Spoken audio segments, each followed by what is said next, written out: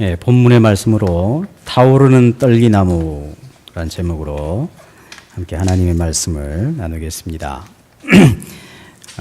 성경의 이야기는 여러 가지로 정의할 수 있겠습니다만은 오늘은 특별히 성경의 이야기를 인생에서 실패한 사람들의 성공적인 이야기라 이렇게 좀 정의를 내리고 싶습니다.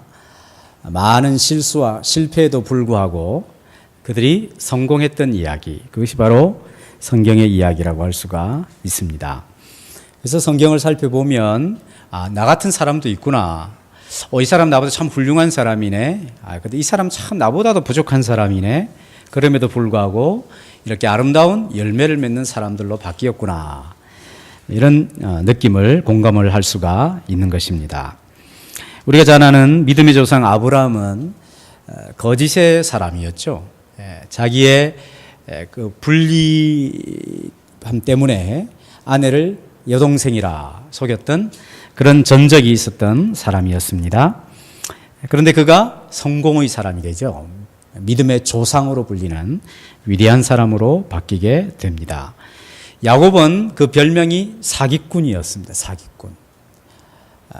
참 나쁜 별명이지 않습니까? 사기꾼이었는데 이 야곱이 나중에 이름이 바뀌어서 이스라엘이 됩니다. 이스라엘.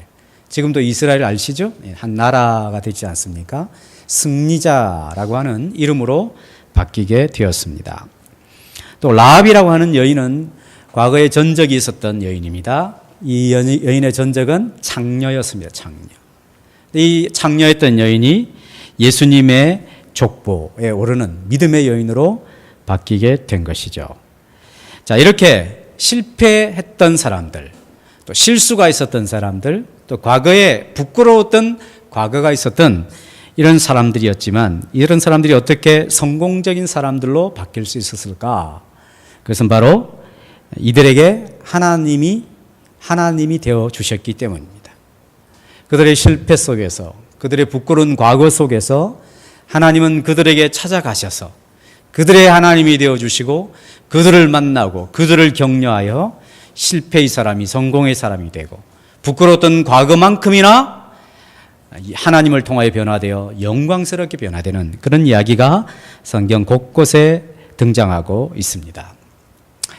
사람들에게서 일반적인 시선은 그렇게 곱지 않습니다. 내가 어떤 실수를 몇 번 반복하게 되면 사람들은 우리를 단정합니다. 저 사람은 저런 종류의 사람이야. 저 사람은 절대 안 돼. 그래, 내가 뭐라고 그랬어? 너 전에 그러더니만 또 그러네? 이런 식으로 늘 우리를 단정하고 넌 안 돼! 이런 식으로 곱지 않은 시선을 보내는 것이 사람들의 생각입니다. 그래서 우리는 어떤 경우에는 하나님은 너무 우리를 용납해 주시고 격려해 주시는데 내 눈앞에 있는 사람이 나를 너무나 용납도 안 하고 격려도 안 해주기 때문에 그 사람이 더 무서울 때가 많습니다. 하나님보다도. 그렇죠? 그러나 성경을 우리가 대할 때마다 하나님은 참으로 우리에게 자비로우신 분이시구나. 우리를 참아주시는구나. 우리를 만나주시는구나. 한두 번 실수했다고 그것을 포기하지 않으시는구나. 내가 호흡이 붙어있다고 한다면 여전히 하나님은 나에게 기회를 주실 수 있고 내가 아무리 밑바닥치는 인생을 산다 할지라도 하나님이 나를 만나주시면 나는 새로운 삶을 살 수 있구나. 성공적인 삶을 살 수 있구나. 그것을 성경은 가르쳐주고 있는 것입니다. 우리 고린도후서 5장 17절 말씀을 같이 믿음의 마음으로 같이 읽어보겠습니다. 시작. 그런즉 누구든지 그리스도 안에 있으면 새로운 피조물이라. 이전 것은 지나갔으니 보라 새 것이 되었도다. 그런즉 누구든지 그리스도 안에 있으면 새로운 피조물. 이전 것은 지나갔으니 보라 새 것이 되었도다. 자동차를 저는 잘 모릅니다. 그냥 몰고만 다닙니다. 부품에 대해서 관심이 있으면 알 수 있는데 그냥 몰고만 다닙니다. 근데 안전에 있어서 참으로 중요한 것 중에 하나가 뭐냐면 타이어입니다. 타이어는 마모가 되고 닳고 이러면 당장 바꿔줘야 돼요. 왜냐하면 가다가 이 펑크가 난다든지 찢어져 버리다든지 이런 일이 생기면 생명과도 직결되기 때문입니다. 제가 한두 번 그런 적이 있었습니다. 외국에서 한 번, 국내에서 한 번. 외국에서 차를 이제 본 건데 고바이에서 한 교회에서 이제 1시간 반 북쪽으로 신방을 교인들과 가는데 한 100km 몰고 쫙 가는데 혼들이 막 내리는 거예요. 그래서 놀래가지고 꽉 잡고 있었습니다. 그래가지고 이제 혹시 차 지나가는 곳에 한참 가다 세웠어요. 보니까 완전히 다 찢어졌어요. 파스 났다 그러죠. 큰일 날 뻔했었습니다. 얼마 전에도 이제 타이어가 좀 이상하더라고요. 들들들 갔더니만 그 이제 친척 조카가 이제 운영하는데 큰일 날 뻔했다고 보니까 막 가루가 나 있더라고요. 벌써 안에. 큰일 나죠. 내가 만약에 그런 타이어를 늘 차를 알고 몰고 다닌다면 어떻겠습니까? 얼마나 불안하겠어요. 그죠?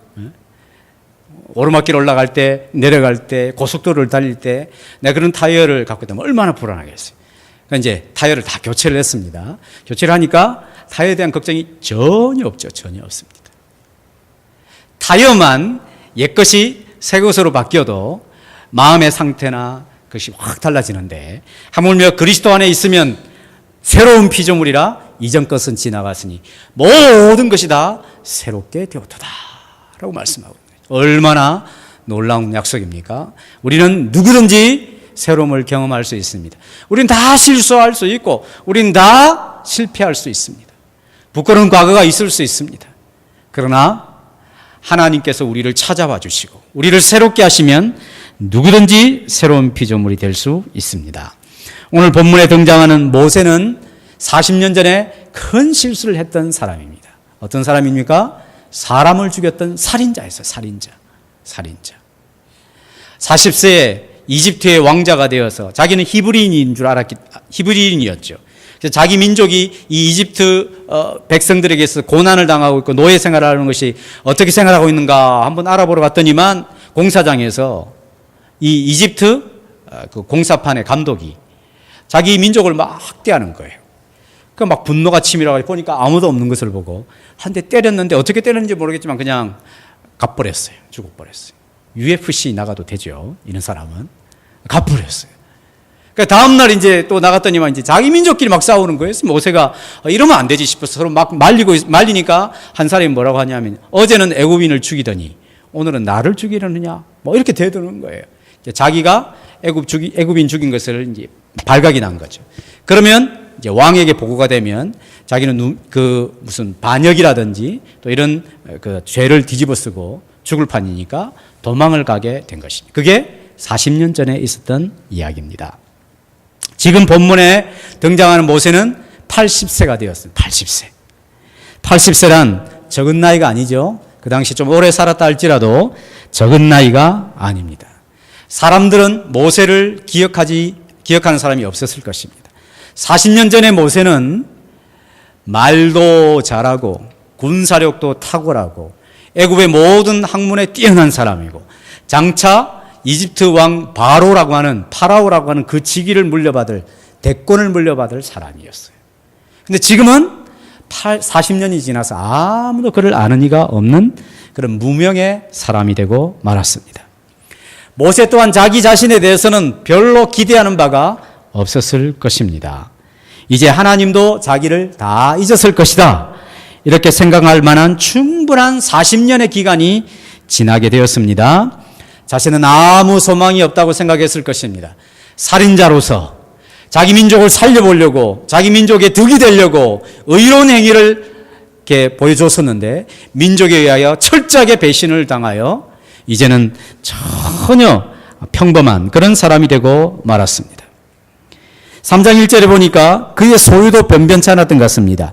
그는 이렇게 표현되고 있습니다. 모세가 그의 장인 미디안 제사장 이드로의 양떼를 치더니 장인인 용신이 많아서 사위에게 재산을 안 떼어줘서 그런지 어떤지 알 수 없지만 아직도 80세가 되었는데 자기 재산이 없는 거예요. 장인의 양떼를 치고 있는 양치기에 불과했던 사람이었습니다. 소유도 없죠. 명예도 없죠. 지식은 있다 한들 그것은 아무 쓸모짝에도 없고 하나님도 자기를 잊었고 사람들은 자기를 전혀 모르는 그런 무명의 사람이 되었습니다. 어느 날 모세가 이 장인의 양떼를 치려고 이제 광야 서편으로 인도하여 하나님의 산 호렙에 이르게 되었는데 거기서 여태까지 자기의 생애를 통하여 한 번도 목격한 적이 없는 이상한 광경을 목격하게 되었습니다. 그것은 바로 가시덤불에 불이 붙었는데 불이 꺼지지 않는 거예요. 모세는 늘 광야에서 이 양떼를 치러 다니면서 뜨거운 햇볕에 이 가시 덤불이 막 바짝바짝 말라 있을 거 아니에요? 그러면 햇볕이 뜨거워지면 마치 돋보기에 빛을 탁 모아가지고 한두면 막 불이 붙듯이 가시 덤불이 가끔씩 불이 붙기는 했다고 금방 다다다다 붙고 불이 싹 사라지는 그런 광경은 자주 목격을 했을 것입니다. 그런데 불이 붙은 것은 늘 보는 광경이었는데 꺼지지가 않는 거예요. 너무너무 이상하다 싶어서 이제 그 가시덤불로 갔더니만 거기서 하나님께서 모세를 부르셨습니다. 떨기나무 가시덤불 불꽃 가운데서 하나님께서 모세를 찾아오시게 된 것이죠. 하나님은 모세를 찾아오실 때, 야, 기도원에서 좀 만나자. 특별 집회하니까 이리 오너라. 이렇게 만나신 것이 아니라 모세가 늘 생활하는 그 생활의 반복적인 생활 속에서 하나님이 모세를 찾아오셨습니다. 모세는 늘 다니던 광야였어요. 늘 보았던 가시 덤불이었습니다. 그리고 늘 보았던 호렙산, 지극히 단조로운 인간관계, 아내와 자식들, 장인, 그리고 늘 자기 직장이었던 양떼들과 함께 있는 그런 매우 단조로운 생활과 인간관계였습니다. 목자로서의 생활을 480개월째 하고 있었어요. 14,600일째 되는 날, 드디어 하나님이 모세를 찾아오신 것이죠. 매우 모세에게는 기대하지도 않았던 날이었고 너무나 단조롭고 너무나 일상적인 날이었는데 하나님이 그를 찾아오신 것입니다. 이것이 하나님의 일하신 방법이라고 우리에게 성경은 가르쳐주고 있습니다. 어떤 방법으로 하나님 우리를 찾아오시는가? 내게 늘 일상적으로 일어나는 생활 속에서 하나님이 나를 찾아와 주시는 것입니다. 베드로가 어느 날 고기를 다 잡고 아침에 이제 그물을 씻고 있는데 한 분이 자기에 오시더니만 자기 배를 좀 빌려달라는 거예요. 빌려줬어요. 그래서 예수님이 거기서 앉아서 해변가에 앉아있는 사람들에게 말씀을 전하기 시작합니다. 그 말씀을 다 전하시고 나서 베드로에게 그물을 다시 던지라는 것이죠. 내가 밤이 맞도록 수고했지만 얻은 것이 하나도 없지만 저 말씀을 들어보니까 뭔가 가슴에 어떤 기대와 소망이 생기게 되었던 것 같아요. 그래서 그물을 말씀의 의자에 내렸더니 엄청난 고기를 얻게 되었다라고 성경 기록해 주고 있습니다. 베드로에게 있어서는 그것은 매일매일 자기 직업 속에서 반복적으로 일어나는 일이었습니다. 또 어느 날 주님이 찾아오셔서 그냥 자기 배를 빌려달라는 거예요. 잠깐. 이렇게 주님은 자기의 우리의 일상을 통하여 우리에게 찾아와 주시는 하나님이십니다. 예수님께서 재림의 날에 대하여 아주 의미 있게 이렇게 말씀을 하십니다. 마태복음 24장 37절에서 39절 말씀을 같이 읽어보겠습니다. 시작.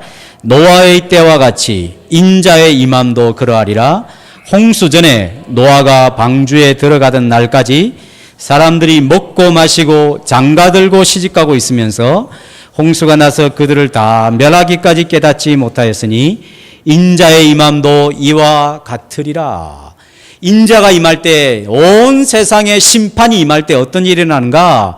노아가 방주에 들어가던 날까지 사람들이 뭐 했다고요? 먹고 마시고 장가들고 시집가고 있었다 하는 것이죠. 특별한 겁니까? 물론 이 중에는 또 시집도 안 가고 장가도 안 가려고 하는 사람도 있겠지만 고금 이래, 역사가 존재한 이래 남자로 여자로 태어나서 시집도 가고 장가도 가는 것은 늘 있어왔던 일이죠. 먹는 거 마시는 거 늘 하던 일입니다. 물론 노아 시대에 엄청나게 하나님 앞에 죄를 범하고 부도덕한 일들이 많았습니다. 근데 그것을 기록하고 있는 것이 아니라 성경 기자는 예수님이 이 땅에 다시 오시는 그 엄청난 날에 이 세상에 어떤 일이 일어나는가? 일상적인 일이 계속 반복되고 있더라는 것입니다. 그럼 어떻게 주님 오실 날을 예비할 수 있는가? 일상적인 일을 통하여 일상적으로 살아가는 동안에 주님이 오시는구나 하는 것을 성경을 통하여 확인한 성도들은 매일 반복되는 생활 속에서 주님 오심을 기다리며 살아야 하는 것이죠. 하나님께서 우리를 찾아오실 때 특별한 날에 특별한 장소에서 우리를 찾아오시기도 합니다마는 대개는 우리가 일상적인 생활을 살아가고 있을 때 그때 주님이 찾아오신다는 것입니다. 늘 다니던 교회, 늘 드리는 예배와 찬양, 늘 보는 성경, 늘 하는 기도 생활, 그런 생활 속에서 주님이 우리를 찾아와 주시는 것입니다. 근데 그렇게 일상적인 일 속에서 주님이 우리를 찾아와 주시면 그날은 특별한 날이 되는 것이죠. 늘 다니던 장소였는데 그때 거기서 하나님을 만나고 하나님 우리를 찾아와 주시면 그 장소는 내게서는 평생 지워질 수 없는 특별한 장소가 되는 것이죠.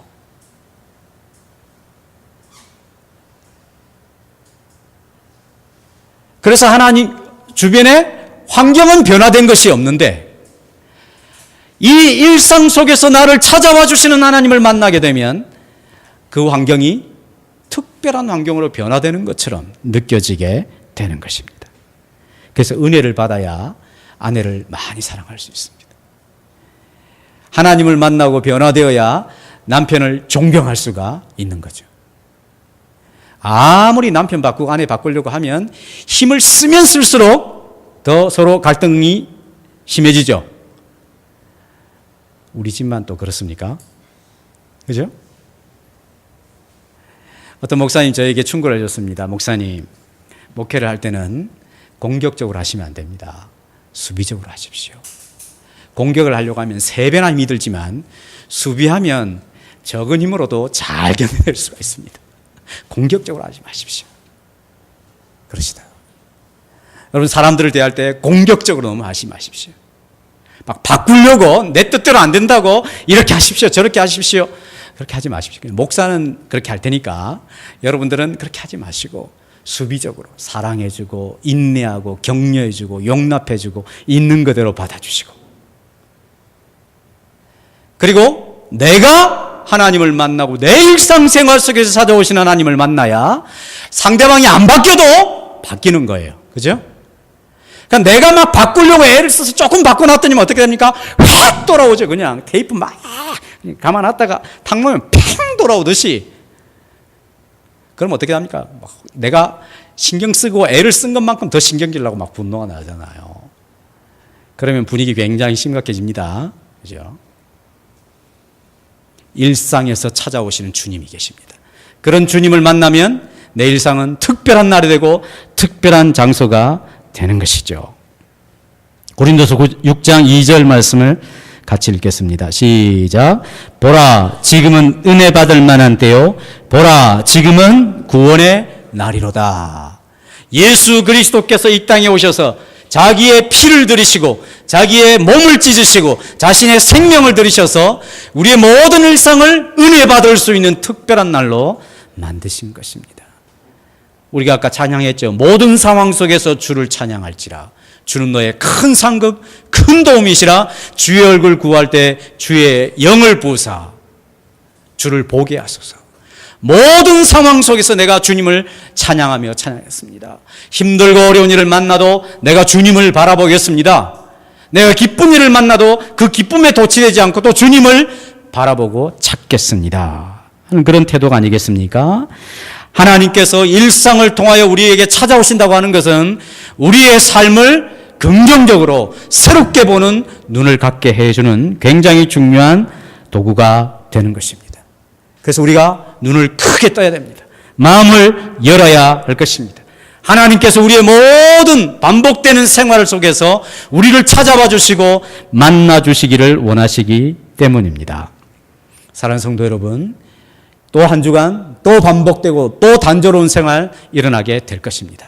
거기서 우리를 찾아와 주시는 주님을 경험하여 특별한 날로 특별한 장소로 바꾸어가는 하나님의 백성들이 되시기를 바랍니다. 자, 일상생활을 통하여 찾아오시는데 특별히 어디에 임하시냐면 하나님이 떨기나무 가운데 임하셨다. 떨기나무 가운데로 불꽃으로 임하신 하나님을 소개해 주고 있습니다. 2절 같이 읽어보겠습니다. 시작. 여호와의 사자가 떨기나무 가운데로부터 나오는 불꽃 안에서 그에게 나타나시니라. 그가 보니 떨기나무에 불이 붙었으나 그 떨기나무가 사라지지 아니하는지라. 왜 하필 하나님께서 떨기나무를 사용하셨을까? 뭐 얼마든지 자기를 영광스럽게 나타내실 수 있는 방법이 많이 있었을 것인데 왜 하필 이 가시덤불 떨기나무를 사용하셔서 불꽃 가운데 거기에 임하셨을까 하는 것입니다. 왜 그랬을까요? 누구 때문에? 누구를 위해서? 모세를 위해서요. 모세. 우리는 이렇게 상상할 수 있습니다. 모세가 이 떨기나무 가시덤불을 볼 때마다 누구를 상상했을까요? 저 아무짝에도 쓸모없는 저 떨기나무. 누구일까요? 자신이요, 자신. 40년 전에는 의기양양했습니다.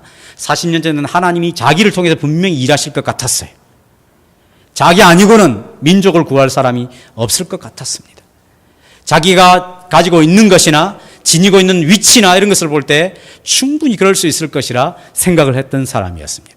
그러나 사람을 죽이고 그 백성을 살리고자 했었는데 그 백성들이 자기를 등지고 배신하게 되었을 때 그 배신감과 그다음에 살인자로서 쫓기고 모든 지위를 다 잃어버리게 돼요. 최고의 자리에서 최저의 자리, 인생의 밑바닥을 헤매는 시간을 40년 동안 보내게 되었을 때 얼마나 절망을 많이 했겠어요.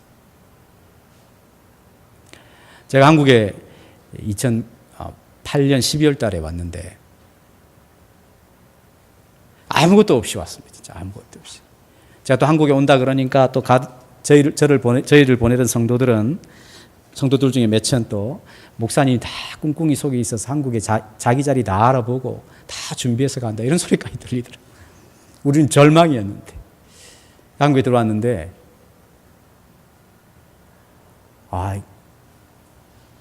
진짜 마음이 너무 싱숭생숭 힘들었습니다.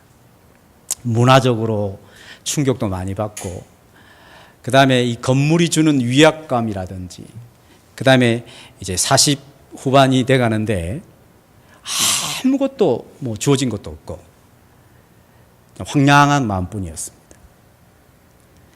모세는 사실은 더 했던 사람이겠죠. 왜? 인생의 최정점을 경험했던 사람이었는데 한순간에 그냥 이렇게 낭떠러지에 떨어지게 되었을 때 그가 얼마나 마음이 힘들었겠습니까? 40년 동안 매일 반복되는 생활 속에서 만나는 사람들 뻔하고 내일이 보이지도 않는 그런 처지에 있게 될 때 광야에서 가시덤불을 볼 때마다 참 나하고 비슷하다 이런 생각을 했지 않겠습니까? 그래서 하나님께서 다른 어떤 것에 임하지 않고 모세 자신과 충분히 이미지 메이킹이 될 수 있는 그런 가시덤불에 불꽃 가운데 임하시되 꺼지지 않는 불로 하나님이 임하신 것입니다. 모세가 여기서 처음 이런 하나님의 음성을 듣게 된 것이죠. 한 번도 하나님의 음성을 들은 적이 없습니다. 모세야, 모세야는 하나님의 음성을 처음 들었습니다. 그러나 하나님께서는 모세를 처음 보신 것이 아니었습니다. 아시죠? 모세는 처음 하나님의 음성을 접하고 처음 하나님을 대면하는 자리에 있었지만 하나님 모세를 처음 보는 것입니까? 처음 대화하시는 것입니까? 물론 처음 대화하시지만 모세를 처음 보시는 것은 아니었습니다. 모세가 태어나서 응애응애하며 남자아이가 태어나면 사내 아이들은 다 죽이라고 하는 바로의 명령이 떨어졌을 때 부모가 이 자기 아들을 살리기 위하여 물에 던져지게 되었을 때 하나님 그것을 보고 계신 것이죠. 바로의 공주가 모세를 취하여 물에서 건져쓴 이름을 모세라 하리라 해서 궁중에서 키우며 어머니를 전 유모로 돈을 받고 젖을 먹이는 그런 유모로 있을 때도 하나님께서 모세를 보셨던 것입니다. 궁중에서 잘 길러지고 훌륭한 청년으로 자라가고 있을 때 하나님은 보시고 계셨습니다. 애굽의 감독관을 쳐 죽일 때 하나님은 모세를 보고 계셨습니다. 광야로 걸음아 날 살려라 도망치는 그런 모세를 보고 계셨습니다. 40년 동안 무료하게 지내던 그 상황 속에서도 하나님은 모세를 보셨습니다. 하나님이 모든 인생의 길을 주목하고 감찰하고 계시는 분이십니다. 모세가 우연히 하나님의 호렙산에 온 게 아니라 하나님께서 그의 삶을 지금 여기까지 인도하신 것입니다. 모세는 스스로에게도 사람들에게도 나는 잊혀진 존재구나. 하나님도 나를 전혀 기억하지 않으시는구나. 이런 생각을 했을 것입니다. 그런데 하나님께서 드디어 모세를 부르신 것입니다. 모세야, 모세야. 하나님의 때를 그에게 허락해 주신 것이죠. 우리는 왜 40년 동안 하나님이 모세를 기다리셨을까? 좀 더 일찍 부르지 않으셨을까? 이런 질문에 대해 우리는 확실하게 대답을 할 수는 없습니다. 그러니까 우리가 확실히 아는 것은 모세는 하나님을 잊고 있었고 하나님도 자기를 잊고 있었을 것이다. 나는 내 인생이 이제 끝이다 라고 하는 동안에도 여전히 하나님은 그를 붙들고 계시고 그를 보시고 계시며 하나님의 때를 기다리고 있었다 하는 것은 우리가 확신할 수 있습니다. 하나님에게 우연히 일어난 일은 존재하지 않습니다. 모세에게 있어서 양을 치는 일은 아마 어떤 의미에서는 모세가 이제 이스라엘의 지도자가 되어 하나님의 백성이라고 하는 양떼를 치는 지도자로서 배우는 그런 과정을 겪게 했는지도 모르겠습니다. 그래서 지난날의 모든 고난이나 어려움들은 결코 잃어버린 과거가 아니라는 사실입니다. 잃어버린 40년. 그것이 아니다는 것이죠. 이 모든 것이 다 의미가 있는 그런 시간들이었습니다. 내 인생의 모든 날이 하나님의 손 안에 있습니다. 우리의 모든 삶은 나는 그냥 무료하게 보내기도 하고 하나님을 의식하지 않고 살 수도 있지만 하나님은 결코 그렇게 하지 않으십니다. 왜? 우리가 하나님의 목적을 지닌 존재로 태어났기 때문입니다. 하나님께서 우리 한 사람 한 사람에 대하여 분명한 목표와 계획을 가지고 우리를 지으시고 우리를 교회 다니게 하시고 우리를 신앙생활하게 하시기 때문에 우리는 그런 생각들을 자꾸 잊어버리고 살 수 있어도 결코 하나님은 하나님의 우리를 향한 하나님 목적을 잃어버리지 아니하시는 것입니다. 모세가 이전에 40년 전에는 자기가 스스로 불을 붙였습니다. 자신의 몸에 기름 막 부어가지고 확 불러지르면서 내가 세상을 구하리라 그렇게 했던 사람이었습니다. 유효기간이 얼마였습니까? 하루에서 하루. 하루 동안 활활 타올랐습니다. 애국 감독관 죽이고 백성들로부터 인정을 받고 야 이제 드디어 내가 이 백성들을 구원할 수 있겠구나. 하나님이 나를 통해 일을 하시는구나. 하루 동안 그냥 불타올랐습니다. 유효기간 하루. 자기가 자기에게 불을 지르면 유효기간 하루입니다. 하루 지나니까 어떻게 됩니까? 자신 다 태우고 태워버리니까 뭐 남는 게 없죠 이제. 도망댕기고 다른 사람들로부터 배신도 당하고 그렇게 되어버렸죠. 근데 이게 40년이 지나니까 가시덤불에 불이 붙었는데 꺼지지 않는 거예요. 유효기간이 없는 거예요. 하나님께서 불을 붙이셔야 된다는 것이죠. 그래야만 활활 타오를 수 있다는 것입니다. 야, 저 가시덤불 그냥 하루 만에 훅 타고 그냥 하루가 뭐예요? 그냥 단순간에 그냥 타고 불이 확 탔다 그만 확 사라지는데 꼭 나 같은 모습이었는데 이제 가시덤불에 불이 붙었는데 꺼지지가 않는 거예요. 하나님이 불을 붙여주셔야 되는 것입니다. 우리는 신앙의 열정 때문에 내가 무엇인가를 할 수 있다라고 생각할 수도 있습니다. 내가 할 수 있어, 내가 할 수 있어 이렇게 생각할 수 있습니다. 그런 자신감은 항상 사람들에게 많은 상처를 주게 되어 있습니다. 하나님이 우리에게 불을 붙여주셔야 되는 것입니다. 하나님이 우리에게 불을 붙여주시면 철야기도도 할 수 있습니다. 철야기도 경험이 없으신 분은 아직 하나님 내게 불을 안 붙여주셔서 그렇다 생각하십니다. 하나님 내게 불을 붙여주시면 성경도 잘 깨달아집니다. 하나님 내게 불을 붙여주시면 복음을 전할 용기도 생기게 되는 것입니다. 새로운 시각도 가지게 되는 것이죠. 베드로가 자기가 자기를 불을 붙일 때는 그랬죠. 내가 주를 위해서도 죽는 자리까지 나가겠습니다. 내가 주님을 부인하다니요. 무슨 당치 않는 말씀을 하십니까? 얼마나 갔습니까? 유효기간? 하루를 못 넘겼어요. 그날 저녁까지. 그걸로 끝. 주님이 다시 그에게 나타나셔서 베드로야, 네가 나를 사랑하느냐? 내 양을 치라.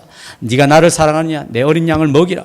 그렇게 주님이 다독거리시면서 성령을 통하여 그에게 불을 붙여주시니까 사람들이 막 위협하고, 전에는 여종이 위협해도 그냥 나 주님 모른다, 나 맹세 그거를 모른다 이랬는데, 여종이 아니라 그 당시에 자기의 목숨을 좌우할 수 있는 그런 권세자들이 너 예수의 이름으로 부활을 증가하면 가만 안 놔두겠다 그러니까 막 매맞으면서도 그 이름 때문에 고난받는 것을 즐거워하는 활활 타오르는 사람이 되는 것이죠.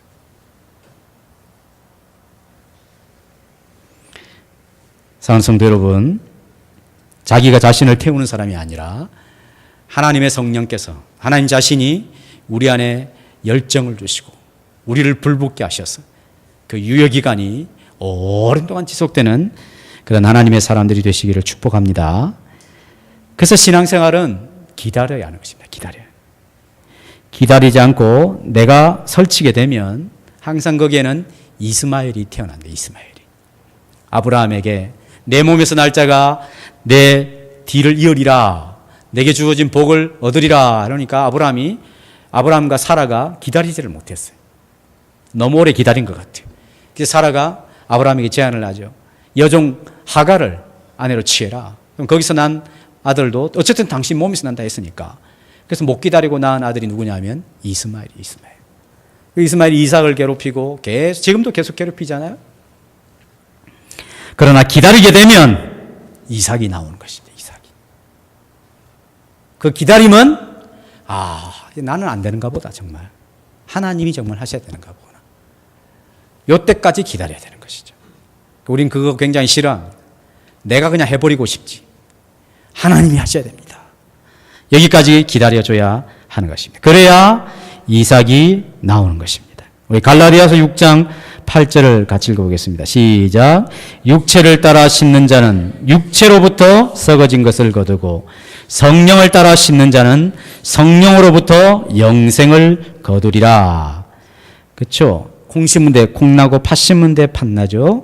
영적인 법칙도 마찬가지입니다. 육체를 따라 씹는 자는 기다리지 못하고 자신이 설쳐되면 이스마엘이 나오지요. 그러나 하나님이 약속하신 것을 기다릴 줄 알고 주의 말씀을 끝까지 붙들고 있으면 그것으로 말미암아 영생을 거두게 되리라. 생명을 얻게 된다 하는 것입니다. 내 기질, 내 성향, 내 습관, 내 경험, 이것으로 자신을 불사지르고 내가 이렇게 할 수 있다라고 생각하면 오래 못 가는 것이 당연합니다. 그러나 하나님으로 충만하고 성령으로 충만하며 하나님의 말씀에 이끌림을 받는 그런 삶을 살게 되면 반드시 거기에 놀라운 열매를 맺게 되어 있는 것입니다. 자, 이제 모세를 하나님께서 부르셨을 때 하나님께서 모세야, 모세야 그럽니다. 그러니까 모세가 내가 여기 있습니다. 그때 하나님이 5절에 이렇게 말씀하십니다. 같이 읽겠습니다. 시작. 하나님이 이르시되 이리로 가까이 오지 말라. 내가 선 곳은 거룩한 땅이니 내 발에서 신을 벗으라. 내가 선 곳은 거룩한 땅이니 내 발에서 신을 벗으라. 신발을 왜 벗어야 되는가? 네가 선 곳이 거룩한 것이기 때문이다. 거룩하다 이 말은 하나님에게 소속되어 있다 하는 것이죠. 신을 벗으라고 하는 것은 자기의 주인됨을 포기하고 종과 같은 모습으로 살아가라라고 하는 요구인 것입니다. 즉 하나님이 계시는 그곳에는 거룩한 곳이기 때문에 그분을 자신의 인생의 진정한 왕으로 섬기며 자기는 하나님을 섬겨야 될 종이 되어야 되는 것이 마땅함을 가르쳐주고 있는 것입니다. 그러면 거룩한 곳은 어디일까요?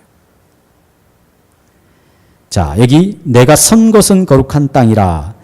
거룩하다는 어떤 특정한 영역이라는 것을 가르쳐 주는 것이 되어 있지만 이 거룩한 곳은 하나님이 계시는 곳입니다. 하나님이 계시는 곳. 그것은 거룩한 땅입니다. 자, 읽지 않았습니다만 3장 12절 한번 읽어볼까요? 3장 12절 시작. 하나님이 이르시되 내가 반드시 너와 함께 있으리라. 내가 그 백성을 애굽에서 인도하여 낸 후에 너희가 이 산에서 하나님을 섬기리니 이것이 내가 너를 보낸 증거니라. 하나님이 모세에게 이르시되 내가 반드시 너와 함께 있으리라. 모세가 가는 곳이라면 언제나 하나님이 함께 있는 것이죠. 그러니까 모세가 가는 곳은 늘 하나님이 함께 계시는 거룩한 땅이죠. 그것은 바로 모세가 하나님 앞에 부름받은 땅인 것입니다. 모세가 신발을 벗어야 되는 곳은 거룩한 땅에서 벗어야 됩니다. 그러니까 모세가 신발을 어디서 벗어야 됩니까? 하나님이 함께 해주시기 때문에 어디서나 벗고 있어야 되는 것입니다. 그 말은 문자적으로 항상 신발 벗고 다니라 이 말이 아니라 하나님이 자신의 왕이시요 자기에게 지시해 주시는 주군이시요 모세는 철저하게 그분의 말씀을 듣고 따라야 될 자리에 있어야 될 그런 사람이라는 것을 명심하라는 것입니다. 하나님은 모세에게 이렇게 말씀하십니다. 네가 생각을 이제 바꿔야 된다. 내가 너를 찾아와 줬는데 내가 너와 어디서나 함께 하겠다. 그것은 다 거룩한 땅이다. 내가 애굽에 있을 때 왕자로 있을 때는 하나님이 나와 함께 하셨고 살인자가 되어 도망하는 처지에 있을 이 목자의 생활을 할 때는 하나님은 나를 잊으셨고 나도 그분을 잊고 여기는 하나님이 계시지 않는 그런 땅으로 생각하지 마라. 인식의 전환이 있어야 된다. 하나님의 백성들은 어디서나 하나님이 함께 해주시기 때문에 거기가 다 거룩한 하나님의 성소와 같은 것이다. 인식의 전환이 있어야 된다 하는 것입니다. 인식의 전환. 우리는 신앙생활을 종교생활로 형식적인 활동을 하는 데는 굉장히 익숙하고 훈련이 잘 되어 있습니다. 딱 들어오시면 우리 예배 어떻게 드려야 될지 긴장할 필요 없습니다. 왜? 다 알고 있으니까. 그러니까 처음 오는 사람은 어떻게 했습니까? 사도신경 합시다. 저게 뭔 이야기야? 그 앞에서 인도를 가르쳐줍니다. 앞에 모르시는 화면이 있습니다. 보시고 하십시오. 화면 보고 하면 되는 거구나. 찬송합시다. 뭐 찬송 어디에? 얼마나 당황스러워요. 익숙하지 않습니다. 저도 교회 처음 왔는데 고등학교 1학년 때 앞에 대표 기도를 하고 있는데 그렇잖아요. 앉아 계신 이제 고등학생인데도 막 그때는 전부 다 은혜가 충만해. 주여, 주여, 아멘. 아멘은 도대체 뭐고 앉아 있으면서 주여는 또 뭘까? 하나님 갑자기 주여 또 하나님 또 뭘까? 성령님. 저 성령은 또 누구일까? 막 긴장이 되죠. 긴장. 언제 내가 눈을 떠야 될까? 기도하고 있는데. 우린 그런 걱정할 필요 전혀 없죠. 왜? 다 알고 있으니까. 이 종교생활, 신앙적인 형식을 습득하는 것은 너무나 쉽고 너무나 자연스럽습니다. 근데 그리스도인들이 무슨 훈련을 잘 하냐면 사고 훈련을 하지 않는 거예요. 생각을 안 하는 것이에요. 생각을. 얼마나 그런 일에 있어서 게으른지. 무슨 생각을 해야 됩니까? 하나님이 계신 곳은 모든 것에 계시는 것이구나. 나와 함께 하시는 하나님이구나.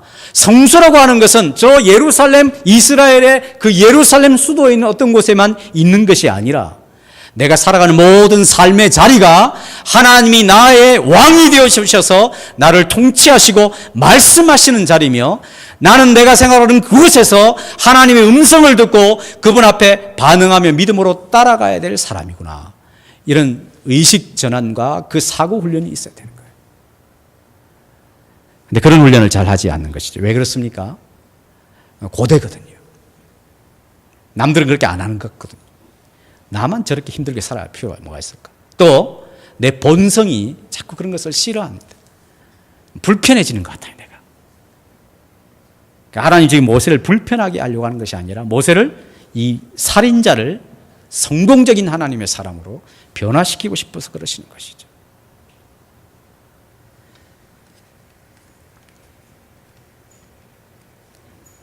저도 몰랐는데 우리 애 이야기 들어보니까 이 복근이라든지 근육을 만들기 위해서는 세포가 죽어야 된대요.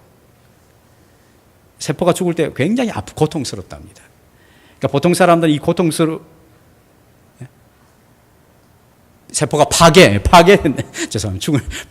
파괴. 너무나 고통스러우니까 보통 그냥 요렇게 살래 그냥 이렇게 몰캉몰캉한 살로 그냥 살래 이런 거죠. 영적인 훈련도 마찬가지. 영적인 훈련도 특별히 사고의 훈련을 많이 돼. 사고의 내 모든 생활 속에서 하나님이 계신다.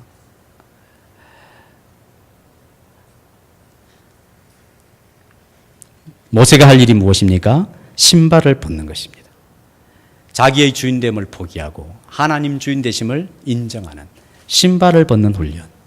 그것을 참석해야 되는 것이. 모세가 잘 못하죠, 처음에 잘 못합니다. 막 그러다 나중에 하나님 원망하고 막 그러다가 뭐라고 했습니까? 나 하나님 내가 절대 안 된다 그랬죠. 내가 자기 없다 그랬죠. 나 아니고 다른 사람 보내라 그랬죠. 왜 나를 보냈습니까? 분명히 내가 자기 없다고 했지 않습니까? 막 그러니까 하나님이 야단치지 않으시고 또 말씀하시고 또 말씀하시고 그래서 나중에 모세가 받아들이죠. 어려운 일인 것입니다. 자주 이야기했습니다마는 C.S. 루이스가 이렇게 표현했습니다. 인간의 존엄성은 주도권을 자기가 쥐는 데 있지 않고 반응하는 데 있다 그랬습니다. 우린 되게 주도권을 가지고 있는 사람이 최고인 줄 알잖아요. 그죠? 그 사람이 존엄하다 생각하죠. 근데 C.S. 루이스는 다른 접근을 하고 있습니다. 인간의 존엄성은 자기 인생을 자기가 주도하는 데 있지 않고 자기의 삶에서 일어나는 데 대한 반응하는 데 있다. 다시 말하면 본문의 이야기면 신발을 벗는다는 거예요. 신발을. 내게 일어난 모든 상황 속에서 왕이신 하나님이 내게 무엇을 요구하시는가? 나는 어떻게 반응해야 될 것인가? 이런 사고와 생활훈련을 하는 것이 진정한 인생의 존엄함이라는 것을 이야기해 주고 있는 것입니다. 모세의 승리의 모든 관건은 어떻게 하면 신발을 벗고 하나님 앞에서 살아가는가 였습니다. 여호수아나 위대한 믿음의 사람들이 모세를 언급할 때 이렇게 표현합니다. 여호와의 모세? 여호와의 종 모세. 여호와의 종 모세. 즉 하나님 앞에서 신발을 벗고 살았던 사람 모세. 이렇게 표현을 하는 것이죠. 진정한 신앙인들의 진정한 가치가 어디에 있습니까? 하나님을 내 삶 구석구석에서 왕으로 모시고 하나님으로 섬기며 사는가에 달려있다 하는 것입니다. 하나님께서 모세의 형편을 몰라서 지금 하시는 일일까요? 그렇지 않습니다. 우리 7절 한번 볼까요? 7절 3장 7절 시작.